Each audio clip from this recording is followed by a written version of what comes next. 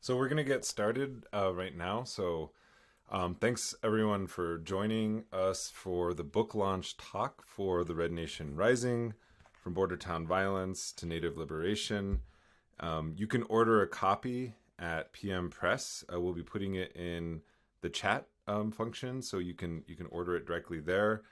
Um, I just want to introduce this book before we begin talking about it and hearing from contributors, but also people who are responding to it. So, this book really came about from the work that we have done as the Red Nation. We were founded in 2014 here in Albuquerque, New Mexico, primarily responding to the brutal murders of two Navajo relatives whose names are Cowboy and Rabbit. And the response by the community here was one that really reflected the sort of mentality that a lot of indigenous people have when they enter into places that aren't considered indigenous territory. And so places like Albuquerque, we consider, or we call it in the vernacular of indigenous language, a border town. And we really saw the murders of the two Dene relatives as a continuation of Bordertown violence. In other words, a continuation of colonial violence. That in fact, the United States has not fully settled or colonized this land. Otherwise, it wouldn't still need to kill Native people. And this led to a kind of a response, what we called the Bordertown Justice Coalition. We worked with families, who were victims of Bordertown violence, but also were responding to the material needs of a lot of relatives on the street. To this day, we still continue to do mutual aid.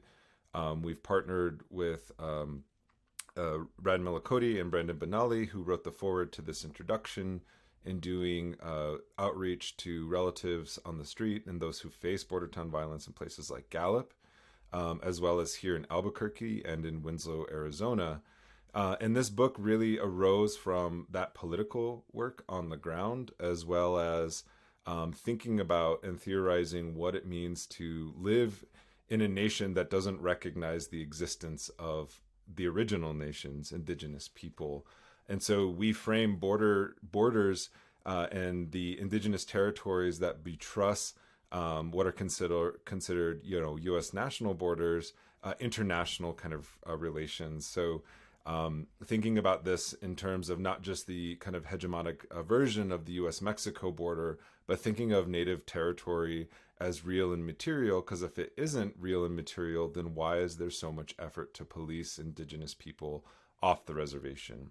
And in fact, we aren't doing anything new.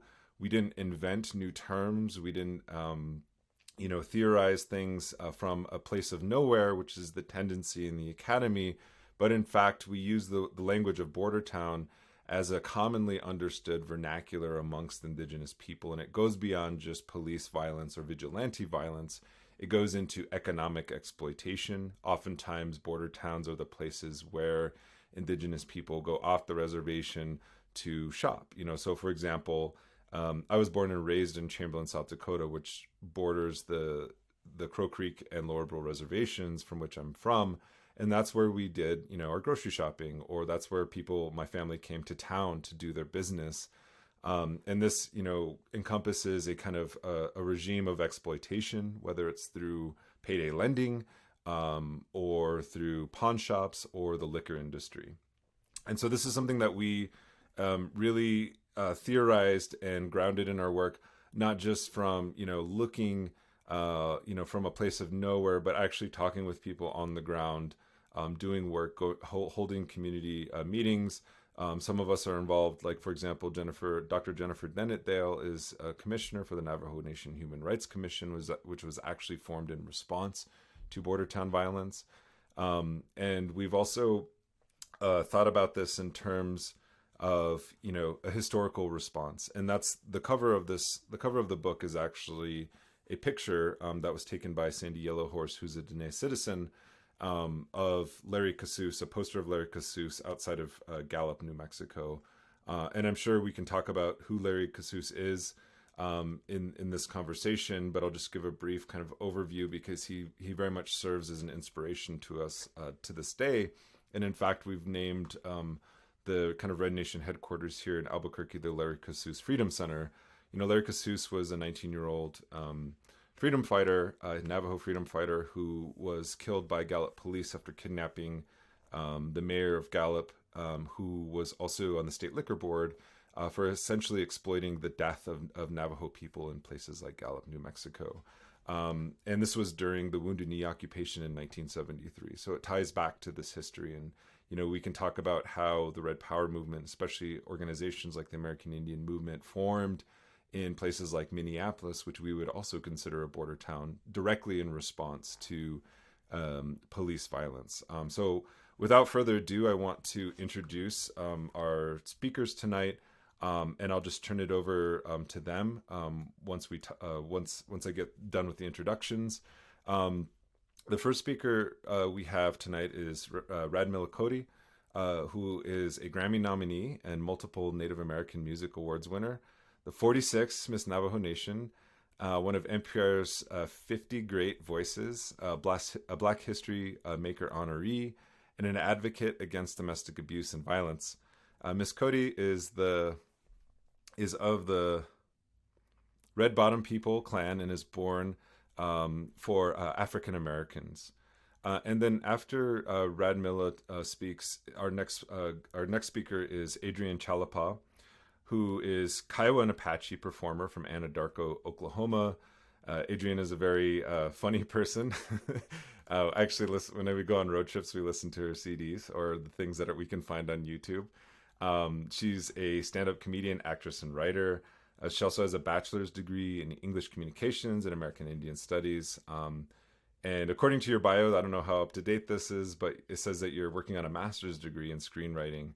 And you can see her performances on Hulu, Netflix, and Peacock. And Adrian enjoys gardening, cats, and raising 4 children.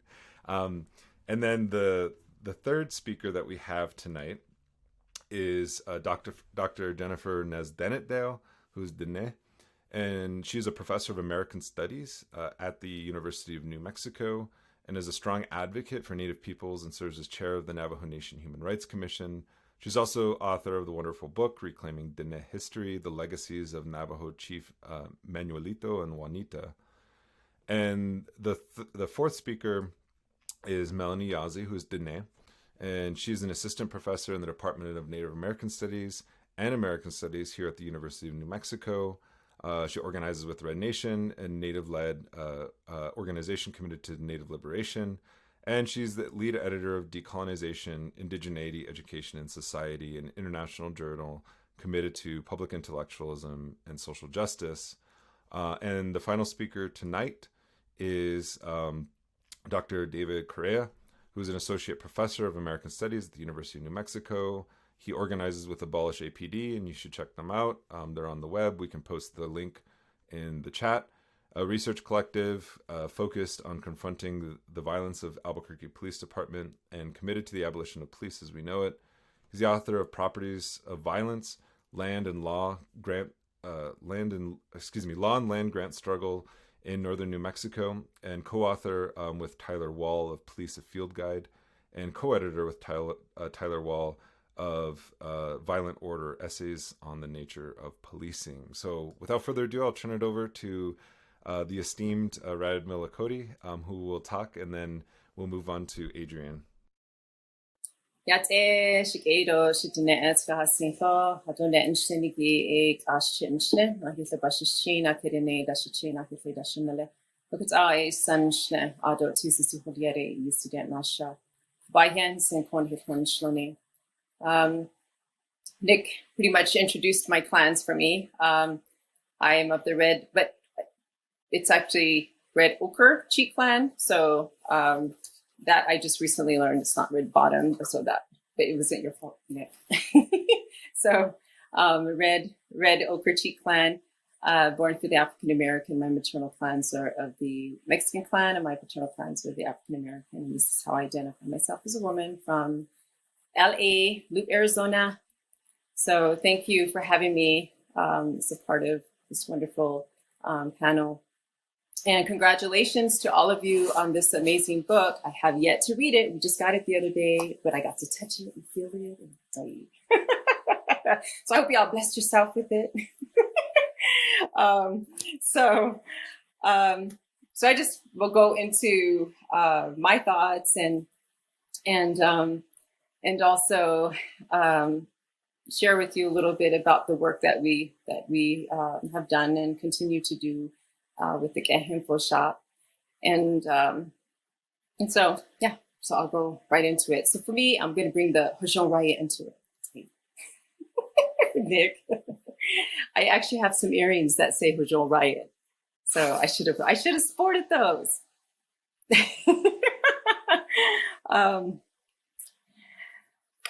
Every border town that exists has been established and thrived from the exploitation and violence of the lives, lands, and intelligence of Native people.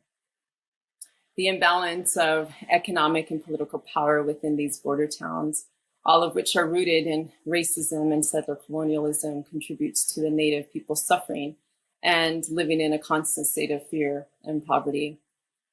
These very acts of violence within these systems of oppression brutalize, murder, and criminalize our people on a daily basis. We hear the stories directly from these individuals who are targeted on the streets for simply existing on their ancestral territories or native lands. And the term glani, which is a very derogatory term and translates to one who drinks or a drunkard, is used to demean our relatives with addictions to alcohol. But for us, we say unsheltered relatives. We refer to them as Nihike, our relatives. So to acknowledge one as Shike is to refer to them as my relative. The term unsheltered relative, which was coined by Red Nation member Hope Alvarado, is also a more inclusive and preferred term that is used by comrades that do justice work against Bordertown violence, because we see our unsheltered relatives, as I mentioned earlier, as our kin and family. Each encounter that has been made with our unsheltered relatives has involved a smile, stories, laughter, and keh over a cup of coffee, breakfast burrito, or a bowl of soup. In that moment, our relatives are a bit liberated because they feel seen, they feel acknowledged, and their spirits are uplifted again despite their struggles. Humanizing a person that has been dehumanized for simply existing is hachopa, compassion. To have compassion, a fundamental act that many have been disconnected with beginning with our so-called leaders who would rather invest millions of dollars in building casinos and purchasing coal mines versus addressing the health and well-being of our people. The need for a rehabilitation center is often discussed but never acted upon. Every year, we lose relatives to exposure, substance abuse, or violence. Yet everyone, including our so-called political leaders, turn a discriminated blind eye. As organizers and concerned relatives, we are treating the symptoms with what means we are able to assist with at a grassroots level. And this is how the Info Shop came to be. Initially, my partner, Brandon, and I had started working with a group called Immediate Action in so-called Gallup, New Mexico, and decided that we wanted to focus on in the Window Rock area in Cerro area. And so thanks to the Navajo Nation Museum, they allowed us to set up on every weekend, every Saturday in their parking lot to feed, the Hike and Johnny, our relatives. And so we would drive around and we called it Kehan Wheels and pick them up and sit and, share with them and just talk, feed them and talk. And so, for unsheltered relatives, for our unsheltered relatives, that means something. Every relative who struggles with an addiction or mental illness deserves a healthy, just-free, dignified, and addiction-free life. A rehabilitation and counseling center is a start in providing our unsheltered relatives with the basic right to live such a life. To be perceived as a nuisance, disposable, and as an eyesore to so-called colonial progress and a threat to its capitalism can be powerful in its own way in itself. Whether we see it or not, Native people are taking a stand every day against injustices in these so-called border towns by simply existing. Native bodies will always be a constant threat and a reminder to settlers that we are resilient, we are survivors, and we will never disappear, and we are not going anywhere. We have an obligation to our relatives who have lost their lives in these colonial settlements, and that is to keep fighting for Nihike Nijone, our beautiful relatives who remain with us today. We have a saying from the For the People benefit concert, which also we had started from different disasters that occurred here on emergencies and disasters that had occurred here on the Netka, like the Sayet fire, and then also when our two unsheltered Diné relatives, P. Thompson and Ellison Gorman, were murdered. And so the For the People benefit concert developed from that as well. And we, my partner Brandon and I, would have these concerts to pull in the community and strengthen in that way to support our community members and our people. And that saying is, when one of us falls, we all fall. When one of us hurts, we all feel the pain.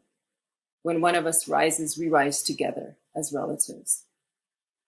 So we must at all costs do whatever we can to lift up and protect one another in our interconnected struggles for liberation.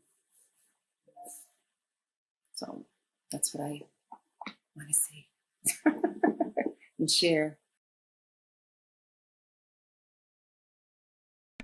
Thanks so much, Radmila. I'm going to turn it over to our relative, Adrian, but I just want to say, again, thanks for sharing that. It really kind of shows the depth that this isn't just an academic study, that this is inspired and done by real people on the ground, such as yourself. So, yeah, I hope I said that correctly. Yeah, what? So I'll turn it over to you now, Adrian. Thank you.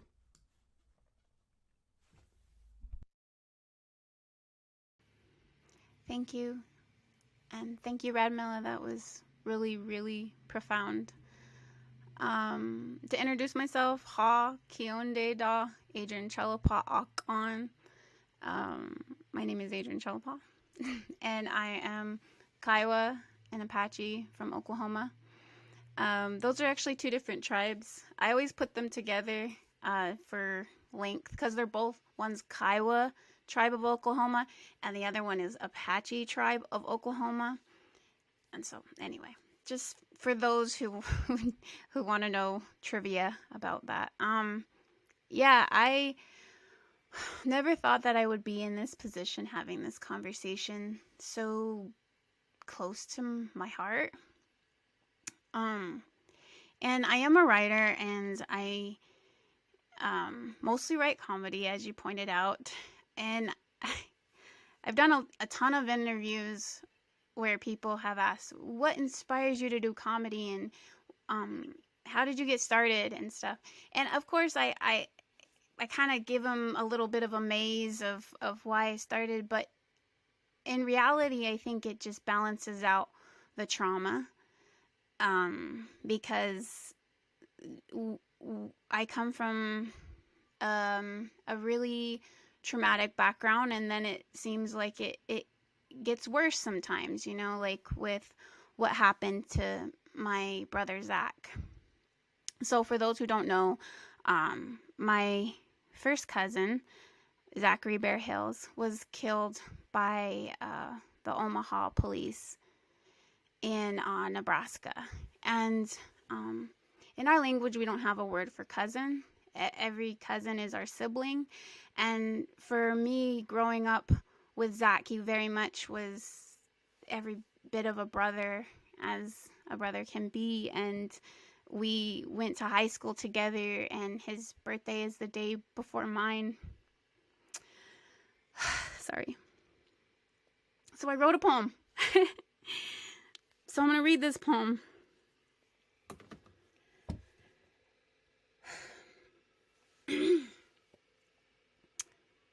Breathe. Fill lungs with enough air to lead. Beneath a cottonwood tree, watch the sparkle of the leaves. Believe. Grieve. Freed by the need to give children will to proceed. Silence is met with violence. We've held our tongues ever since. That day we internalized our cries. Where do we hide? How do we decide? Kick the can down the dirt road. Locusts sing, stunned, numb, instinct to run. Escape the pain, distribute blame. Turn on each other because we mourn our brother, mother, others. Too many names to exclaim. America, land of the stolen, lies beholden. Vicious, systemic privilege. Judge us, hush us. Violations too old to hold. Dead lay frozen in the cold. Winters never cold enough to erase the past. Snow never deeper than our current task. Sorry. That was just really hard to read.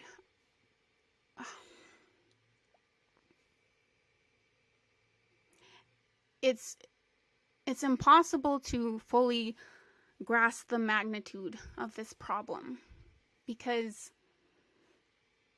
it's so deeply ingrained in our society, and we're so normalized. We're supposed to die, like, as Native people. It's so, even inside us, I think it was hard for each one of my family members to not only accept, but also, how do we stand up for Zach when we're struggling in ourselves and recycling trauma? We never really get to grieve. We don't have time to grieve. Because as soon as we grieve one soul, one being, then another one leaves, and it's just too fast for us, and we never get a chance. And in my family, I think the most damaging part for me is to watch my grandma, because like many families, my grandma helped raise us all. She's the matriarch. She raised so many of her grandchildren because we all grew up, needing her, and she raised us all. She cooked so many meals and just literally raised us from diapers.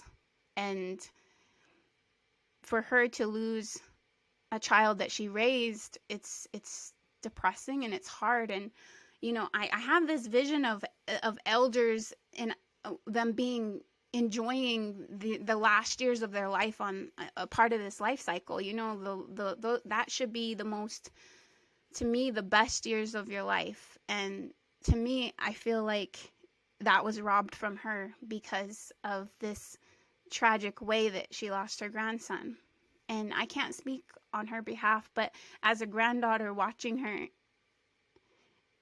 cry, and it's too much, and it has to stop. It just has to stop. And so, as painful as the conversations are, I know that they have to happen, and that we have to put a human face on individuals, because too much of it is a stereotype, and too much of it we have normalized. And like, I'll give you an example. When Zach died, the toxicology report came back 100% clean. And, you know, that was something that they actually were talking to him that night like he was on drugs, and assuming that he was on drugs and treating him like he was. And his toxicology came, and there's nothing wrong with those who struggle with addiction. You know, my heart is completely with those individuals, because I know that road as well. And but to just blanket everybody, it made me so angry that his toxicology report came back clean, and they that's how they wanted to see him so bad, and they didn't see him as a human. So I try to tell people the human side of Zach, and like things like, he also loved to write, and him and I could sit for hours and hours just talking. We had stories amongst the two of us. We both had stories, and so we would tell each other our stories, and both of us being free spirits, and sort of not following the rules, and but to no fault our own, you know, like, it's just who we are. And I feel like he was deeply misunderstood, and I will spend the rest of my life trying to elevate those who don't have a voice, because I wish so badly that Zach had a voice. I wish so badly that I wasn't sitting here talking about him. You know, I wish he could sit here right next to me and talk for himself. So I know this is a hard conversation. I thank you guys for having it and for taking up the task that you have. And part of that poem also dealt with those people who take on those tasks. And the reason why I labeled it Breathe is because I think sometimes it feels like we just can't catch our breath, and it's tough. And so my heart goes out to all of those who do this work, the family members who do the work, because there's no manual.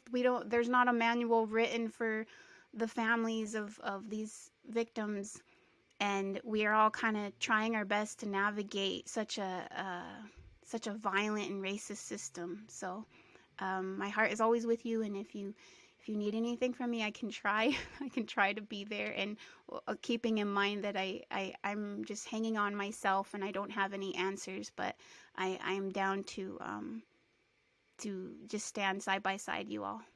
Thank you. Thanks so much for that, Adrienne. I know it's a really hard thing to talk about, and in fact, when we were writing the introduction to this piece, I think you contacted me on Twitter and you said, "Hey, you're a radical guy. Can I talk?" I was like, "Sure." And you told me the story, and it, after we got off the phone, I started crying, because it's just like, it happened a month before the George Floyd killing, and the 3 people who were responsible, the 4 police officers, were reinstated as officers. Nothing on their record, no reforms, no acknowledgement whatsoever. And in fact, like you had said, there was this tendency to attempt to blame your brother, as if he had some kind of pre-existing condition, much in the same way that they tried to blame George Floyd for his own death. And you are correct in saying that we need to put human faces on these. And I encourage everyone, because your gift and your medicine is laughter, I encourage everyone to go out and buy Adrienne's CDs. I don't know if you have comedy CDs. I just listen to it on YouTube, but it does lift your spirits. And it is, like, that's one thing that Indians are known for, is laughter in the face of genocide. So I really appreciate all the work that you do, and bringing that back, because it is medicine. I'm going to turn it over to Dr. Jennifer Dennett Dale, because, she is an esteemed dignitary of the Navajo Nation, for not only her scholarly work, but her advocacy for Bordertown violence, and really doing the kind of hard work and writing the reports and listening to testimony. So without further ado, I'll turn it over to the one and only Dr. Jennifer Dennett Dale. My in-law Nick Estes Do yat eta deshnil she Jennifer Denet Dale she at Logan Schlo she him bushes chin. Gile chini deshe che to had lili deshinanda with a stan shle. Tohachi de I see that na shadow could the bendisen de shenanish not it do a heha shamasana Radmilla do Adrian. Thank you for sharing your stories with us this evening. It's very touching to hear these stories, and so thank you for sharing. I just wanted to start. I want to start by just talking first about this book. It is a collaborative effort by my colleagues and my relatives, and the origins of this book, which has essays, a couple of essays, and definitions of terms that we associate with Bordertown and a lot with Bordertown violence. The origins of this book for me, this work, and are rooted in my experiences and my commonalities of experiences and observations with my colleagues and my relatives. I grew up in Tallahatchie, New Mexico, which is the closest border town is Gallup, which is about 20 miles south of Tallahatchie. I am another generation of Dene who must travel to these border towns, much like my ancestors did. My relatives, my ancestors, and then their children, and then their children. And so I come from several generations of Dene who by necessity have to go into these border towns.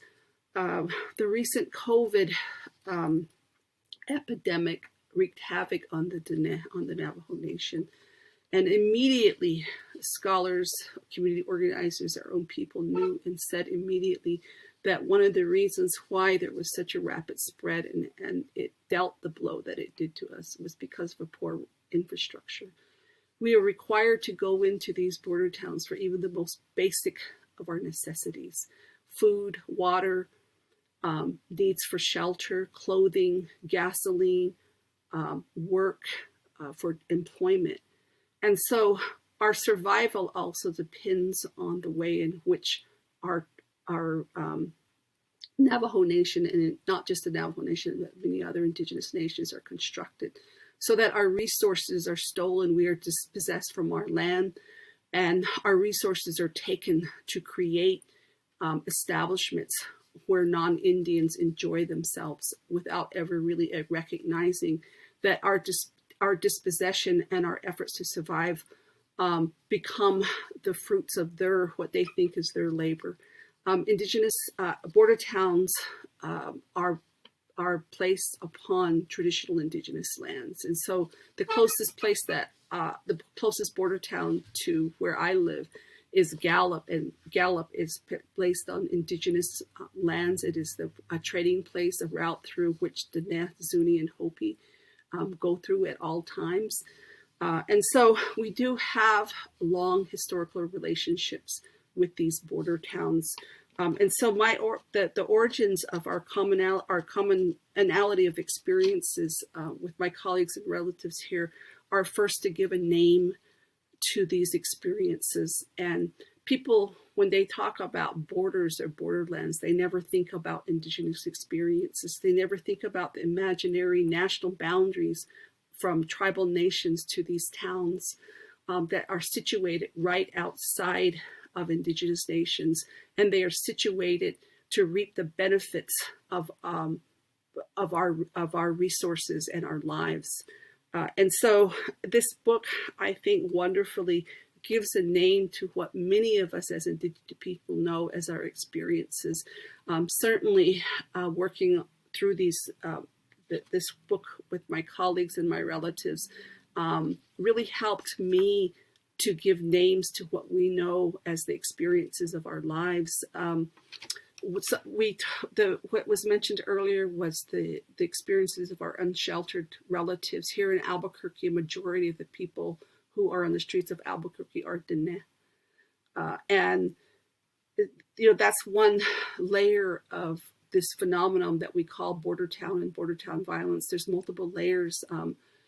Nick mentioned that I'm the chair of the Navajo Nation Human Rights Commission. The Human Rights Commission was established in 2006, after 2006, when a Navajo man, Clint John, was killed by a white police officer in Farmington. Farmington is a bastion of anti-Indianism. It's a place where it's routine to kill Indigenous people, primarily Navajo people, and it becomes very ordinary to just kill another day to kill an Indian. And so then this book then gives a name, I think, and definitions to terms and experiences that many of us as Indigenous people go through. It looks at the multiple layers of oppressions, and being the chair of the Navajo Nation Human Rights Commission and it being established when Clint John was killed by a white police officer in Farmington, I have been part of many efforts by the Navajo Nation Human Rights Commission to address racism and discrimination complaints by our Navajo citizens. These include predatory auto businesses. All of these, many of these businesses, including the auto industry, the financing of vehicles, the payday loans, the pawn industry, even the restaurants, okay, that employ Navajos. All of these are predatory businesses that live off of the lives of Indigenous people. And so I have spent 11 years working on this Human Rights Commission, and in many ways trying to do our best to address these multiple layers of discriminatory and anti-Indigenous practices of these border towns. So I really appreciate the work on this book. I think it is has been really incredible to work and to have a shared language put in one place in this volume to begin to talk about honestly and truthfully about these multiple layers of oppression. And I just want to say one last thing in terms of how people situate trauma. It's a very easy thing to talk about trauma and then go to start talking about healing. And sometimes people start talking about healing as it's some kind of personal quest that you just go to yoga and sage yourself for a little while and then you're okay. But healing just doesn't include yourself and your own personal trauma. Healing means to stand up and stand on the line and support your relatives as we confront these oppressions together. And that one of the ways forward is to create and recreate our network of kin relations. And so on the one hand, we talk about oppressions, but that's not the end of it. And that does not mean that our trauma means that we're just going to be laying there still, but that this becomes the occasion to rise again and to be one with our relatives. And so that is how I see this work that I'm very proud of. So thank you, my relatives, for allowing me to be a part of this panel. I am truly honored to work with you. Thanks so much, Jennifer. It was actually Jennifer who really pushed me to read the civil rights reports that came out. There are multiple ones that focus specifically on Bordertown violence in places like, there's a Farmington report. There's also there's two Rapid City reports. And if you look at those reforms that they were proposing over the period of, sometimes 3 decades, 2 decades, none of them actually stopped police violence. None of them actually stopped exploitative practices. And that says a lot about this notion of reform, that we can reform these kinds of things. So without further ado, in elaborating on that, I'll turn it over to my partner, Melanie Yazzie, who will be talking about her contributions to this particular book, and she has a lot to say. Thanks, Nick. I want to especially thank my sisters here, Adrienne, Radmilla, and Jennifer, for the powerful words that you just said. On the front lines of doing work in border towns, well, really any Indigenous frontline you look at, it's Indigenous women who are front and center, who are leading these movements for life that I think we're all struggling towards. So thank you for grounding us with your words. You know, I wrote the bulk of my contribution, and I guess we all did, last summer. So that the long hot summer, John Redhouse called the summer of 1974, when Indians Against Exploitation and the Coalition for Navajo Liberation marched on Farmington every Sunday for several weeks, after 3 white teenagers brutally murdered and dismantled the bodies of some of our Diné relatives, Diné men, in the foothills outside of Farmington. As Jennifer said earlier, Farmington's a notoriously racist reservation border town. And they rioted in the streets, right? They went toe to toe with the cops in Farmington that summer. And John Redhouse, who's a very, very important figure in the history of Navajo resistance, especially that related to what transpires in border towns, he called that the long hot summer of 1974.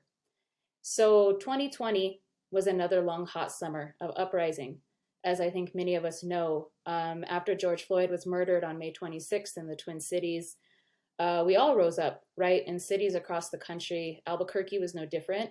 Albuquerque is where I currently live, and I teach at the University of New Mexico. And, you know, on June 15th, the way, I'll back up a little bit, the way that the long hot summer of 2020 transpired in New Mexico was about police violence, but it was also about a reckoning, right? A people's reckoning with the longer history of colonial violence that populations of color, but especially indigenous people, face in this state. And so that's why you saw the toppling of monuments to genocide, right? The Oñate statue coming down in Alcalde, New Mexico, in the northern part of the state.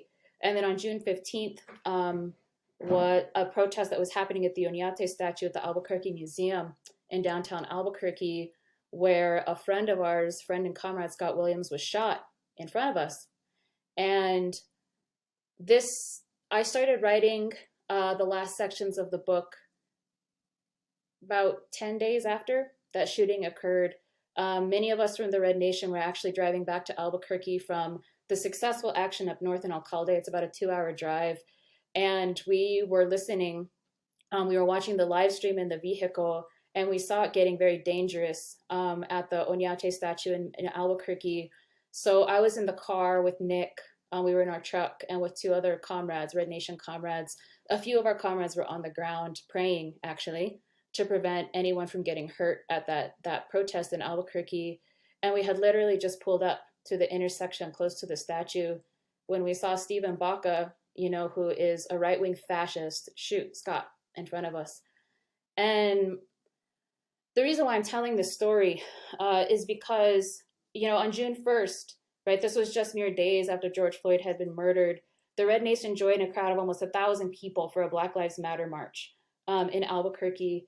And that night, it went well into the night. It was about 11 p.m. when the protest ended. We were walking back up Central Avenue that the Coalition for Navajo Liberation had marched down in 1974, right, to protest police and vigilante violence. We were walking back up Central to our office, where we were confronted by an armed militiaman, a white man, who we later found out was from Texas.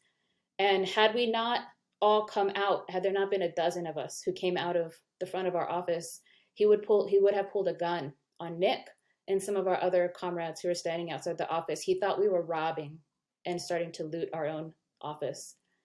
So I became more vocal in the local media about the violence that we were facing from these right-wing militias, these white men, primarily white men. Hispanic people in New Mexico are often white people when it comes to settler relations of violence and that settler ontology that we talk a lot about in this book. So a lot of the people who were saying incredibly racist things to us were also Hispanic in this state. And almost all of them were men. And so this was the climate when I began to sit down and write the sections of the book. It was a climate of terrorism against the Red Nation and specifically against Native people who were on the streets. Nick and myself were later doxxed later on in the summer. And these same folks from the New Mexico Civil Guard, these same white men, attempted to hold a protest and bring a lynch mob to our home, our personal home. Jennifer stood guard outside. She was like the sentinel. She was like, do not pass, during this. And there was incredible support from the community. But these were the bookends to what I wrote and how I was feeling when I was writing my contributions to this book. And so you read some of this. Our voices are threaded and woven together, I think, in this book. The 6 of us who contributed, I include Brandon and Red Milla in this, in terms of the contribution to the book. But what I was channeling when I was writing was a total assault on settler ontology, an unrelenting, unflinching deconstruction of the way in which settlers, typically white men, perpetrate this violence, whether they're cops or vigilantes, right? Or shop owners. In Gallup, Brandon was there. In Gallup, between June 1st and June 15th, all of those white shop owners that Jennifer was talking about, the ones who own the pawn shops, right? The car dealerships, all of those, the restaurants, all of those businesses that prey on Native people and make a killing off of money that we spend at those places and our labor, our exploited labor. They all boarded up their windows and they pulled out their guns. They invited people from out of state to get on their rooftops with automatic rifles because there was a protest of 150 of our young people that was coming from one part of Gallup into downtown, right? Showing solidarity with our Black relatives. And they thought they were going to riot, right? And when we heard that this was happening, about 10 Native women got our asses in our cars and we drove from Albuquerque to Gallup because we're like, hell no, we're not going to let these white men, right? These perpetrators harm our people. And we showed up and we did our best to protect our people. We drove people home from that protest because we were, if you know anything about kind of the geography of downtown Gallup, we were literally surrounded by them. And about an hour and a half into the speak out where the protest ended, the police, I don't even know which security force they were from, but snipers started to appear on the courthouse in front of us. So there were snipers in front of us, there were snipers beside us, on this side and behind us. And thankfully, everyone was safe.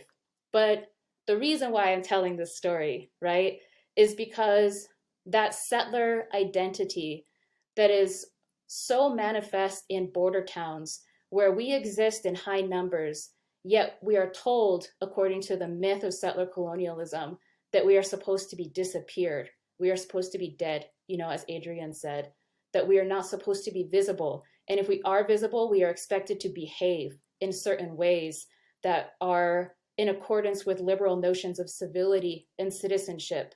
So when we engage in resistance in border towns, we are literally met with the barrel of a gun, right? As our relatives like John Redhouse was in the long hot summer of 1974.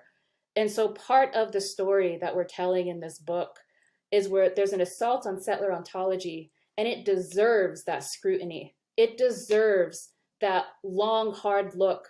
I hope people who read this book, I hope settler people who read this book get a look in the mirror when they're reading this book, right? There's a reason why we wrote it in this particular way, because of the level of violence that our people face in these particular places, in border towns. But that being said, this book is also for our people. And what I mean by that is that it tells a story of resistance. Some of the most powerful resistance, Red Power itself, in the 1970s emerged in border towns, right? We wrote this book in 2 primary border towns, Flagstaff and Albuquerque. The 4 of us wrote this book in 2 border towns, maybe a little bit in Rapid City, where Nick was possibly writing parts of this. And that history, the strength of who we are and the resistance that we carry comes out of these spaces, right? Because the story of violence is immense in border towns, but so too is the story of resistance and the survival and the tenacity and the beauty of our people when they come together. And last summer, right, the things that we had to confront when we were up against these armed white men was the exact same thing our people have confronted since colonialism and capitalism came to our lands and forced us to have to resist, right? Instead of living a peaceful life, which is all we've ever wanted. That's what resistance is about. It's just living a peaceful, beautiful, long, and happy life. That's all Native people want. And so this is why the book feels the way that it does. And this is why we talk about things the way that we do in the book. And so just finally, I want to reiterate that, right, that story of resistance is something that everyone in the Red Nation, everyone who contributed to the book, you know, we've had long relationships in this, the movement that we've built in this region over the last 6 or 7 years. And that it is a story of resistance that continues, right? It's one that began a long time ago, had a flashpoint in the 1970s, has had a more recent flashpoint, and we will continue to move it forward until we achieve liberation, right? Until something that is called a border town no longer exists. And we talk at the very end of the book, we have a manifesto, and I think it has 10 points. And that manifesto is our vision of what needs to be done, what needs to be abolished, right? And then what the future would look like after the border town is gone. Imagine it gone from the land completely. Imagine it gone as something that we have to deal with as Native people. And so resistance will change too when that moment comes. But we want to leave people with this book feeling like they not only understand border towns, but that spirit of resistance, but also the hope of a future, a liberated future where we no longer have to, you know, like your brother, Adrian, like that story. I mean, it just kills me every time I have to listen to it, when I have to think about our sister L'Oreal Sinigini, you know, being murdered by Austin Shipley in Winslow in March of almost 5 years ago, exactly, actually, as we're having this event. That won't happen anymore. Imagine that beautiful future where that won't happen anymore. That would require the abolition of the border town as we know it. And so this is why we say this. But don't be afraid to resist. Don't be afraid to be honest about what confronts us and what must be done. And this is a book for the movement, and as well as a book for our people to give them true hope, right? That liberated future is possible. So that's all I have to say right now. Thank you so much for listening. One time we were eating with Melanie's grandmother, Peggy, and she just out of nowhere was just like, Farmington needs to burn to the ground. And it just reminded me of like what Melanie was talking about, how Indigenous women are true leaders. And here's this, you know, very polite, very respectable Christian Navajo woman who at dinner table was just so fed up with the way she's treated and her relatives are treated in Farmington after 90 years, you know, that surviving cancer twice, you know, and that was the first thing that came out of her mouth at dinner. And it also, you know, really connects with, you know, in the past we heard the American Indian Movement song, the Raymond Yellow Thunder song, which was in honor of Raymond Yellow Thunder, an Oglala man who was killed in Gordon, Nebraska by several white men. And they wrote that song in you know, in his honor, and it became a song of resistance. It inspired people, you know, to stand up. And this generation, we don't really hear that song as much as we used to. We still hear it, but what we hear now is the Warrior Women song, which came from the North and was sung by women who were imprisoned, and were singing it to encourage each other not to commit suicide, and that there's something to live for beyond the walls of these, you know, these oppressive systems.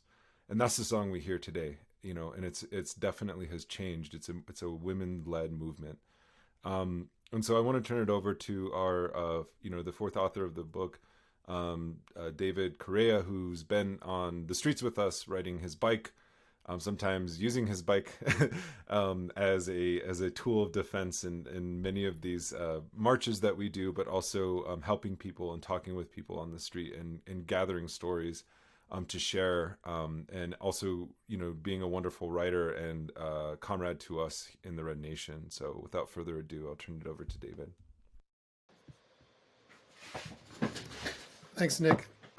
And I want to first say thank you to Adrian and Radmilla.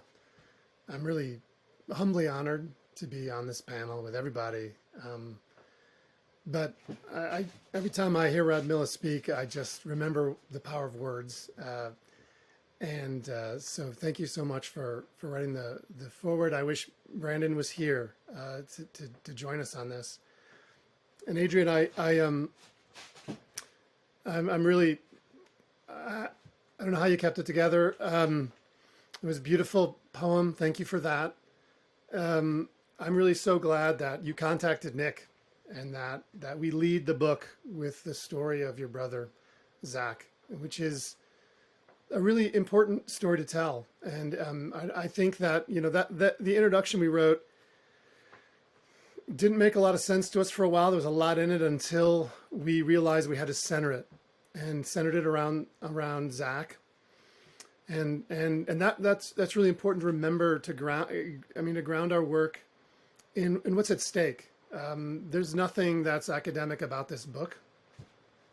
This is not an exercise in discourse. We're at war, and we have to act like it. And I was thinking, Melanie, about John Redhouse. The Long Hot Summer. He told me about the marches every Sunday. They refused to get permits to march. The city of Farmington wanted them to actually apply for permits to march every summer, and they're like, we're not bothering with permits. So they were marching, and then one Sunday they didn't realize it, but the sheriff's posse, which in New Mexico, if you're not familiar with New Mexico, every county sheriff has what's called a sheriff's posse, which is really just a militia of usually old white ranchers who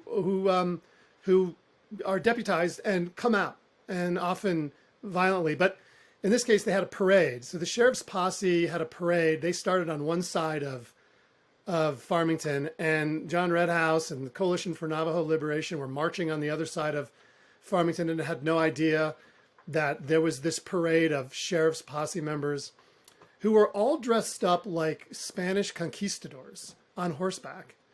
And so John and the other actors, they turned a corner, they're marching, and they see in front of them a phalanx of mounted conquistadors. And John's sister was driving a car behind to keep everyone safe. And when she saw them, she just gunned it and went right into, and the cops just flew off the horses. And this melee ensued. And if you know John, he's very much this intellectual, this beautiful writer. But he had to be a different person that day, and he was. And I think that this book is, I think, different because of 2020 and because of everything that happened last year in our own version of that long, hot summer. I think we recognized that this is a much different struggle. We, as Nick said, we didn't invent anything here. We didn't do anything new. We were drawing on traditions and arguments and that predate the work we do.